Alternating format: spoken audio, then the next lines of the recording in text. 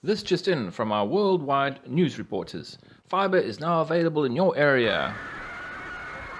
It's Arcade Sunday. Good morning, Arcade Sunday. This is not arcade related at all, something very different. This is the Metro Fibre termination point. It was installed the other day. I am now putting in power. I'm putting the power through the ceiling, as you can see. There's another Cat6 cable for my PC, and this is basically where I'm going to put the router and the UPS, just to make it neat out of the way. It's basically kind of above a cupboard in the passageway, so it's quite a nice spot.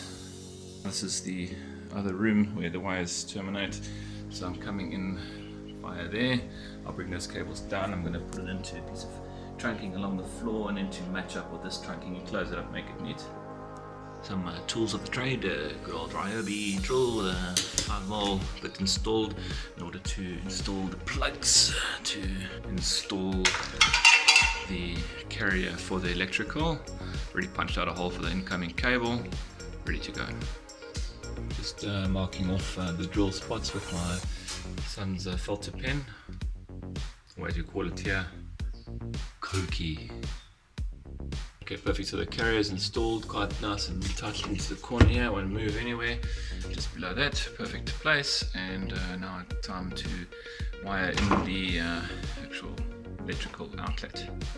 And there you have it, another ISO 9660 SABS approved wiring installation done by myself. Nice cup of coffee because it's very cold today. Okay, so the far side is finally complete. This was the most difficult double wire plug I've ever had to wire, but it's done. So now it's just time to basically clean up all these cables, install the rest of the trunking, make it neat, and test it. Okay, so now it's time to test the other side. Just plug in my drill. Let's see if it works. Yep, first try. Just going around the room, installing all the trunking to make it look neat. We'll come back to this paint strip, missing paint here, but it'll be filled in. Had some Big & Axe cheese and onion flavored maize snacks. This video is not sponsored by Big & Axe or Trudeau Foods. Cleaning up the old cable that was here, just going through this air vent. It's just amazing that I did stuff like this. This was my first cable run in this house, in fact. This is a Cat5E cable that runs all the way under the roof. This cable used to connect my ADSL phone line from the original telco to my back room here. So with all this Cat5E cable, I've recovered from the outside run of my house. I will use this to run a network point to my son's room one day when he's ready to start playing things like Fortnite. I'd just rather play arcade games. Well, I think it's time for another coffee after some hard work. This video is not sponsored by Nescafe Classic. So this is my vacuum cleaner I use for everything. That's what I use to clean up inside of arcade cabinets, and also now the floors where I've drilled holes. This video is not sponsored by Conti. Here's a quick pro tip for homeowners. When you do any painting in your house, and try to label it. Now in this room I used two shades. I used one darker and one lighter, so I know what this means here. But it's just a good idea, so you know when you want to patch up something. Prime example, a little bit of missing paint here. You can easily just pull out your old paint and match it perfectly. It'll look great. Okay, so I've just touched up that line there, and in about an hour or so it'll just blend in. You won't see that mark anymore. Another pro tip for homeowners, this is a DIY channel today, is that if you ever have a project like this, like I just did wiring, basically a seemingly unrelated job to painting, but if I just left that and said, oh well, I'll paint it another day, guarantee you won't do it for years to come, and you'll be constantly moaned at by your significant other. Okay, so this is up in the roof area.